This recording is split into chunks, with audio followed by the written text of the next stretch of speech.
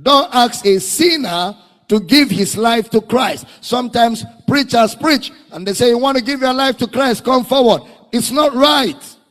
It's not right to ask a sinner to give his or her life to Christ. Because oh boy, this man na correction flute, na correction pen.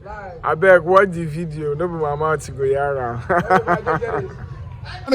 Don't ask a sinner to give his life to Christ. Sometimes preachers preach and they say, you want to give your life to Christ, come forward. It's not right. It's not right to ask a sinner to give his or her life to Christ, because it gives the sinner a mentality that as he's starting a journey, he gave God something. So he already feels entitled.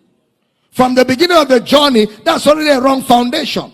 Ephesians chapter 2 says, we were dead in sins and trespasses. A dead man has nothing to give.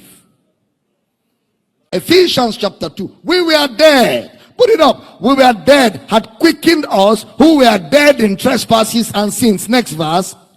Wherein in time past you walked according to the course of this world, according to the prince of the power of the air, the spirit that now walketh in the children of disobedience. Next verse. Among whom also we all had our conversation in time past, in the lusts of our flesh, fulfilling the desires of the flesh and of the mind, and we are by nature the children of wrath, even as others. Next verse. But God,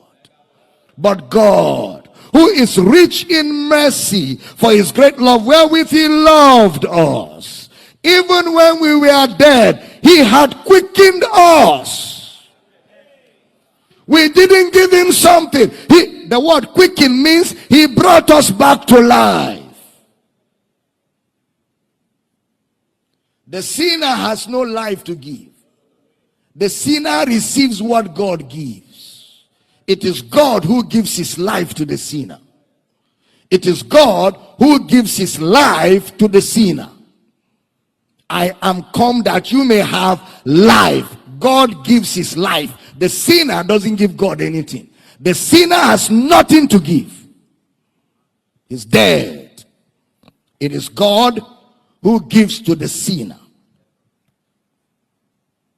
So giving your life to Christ is not a biblical term in salvation, because it's God who gives his life. God is the giver. I am the receiver.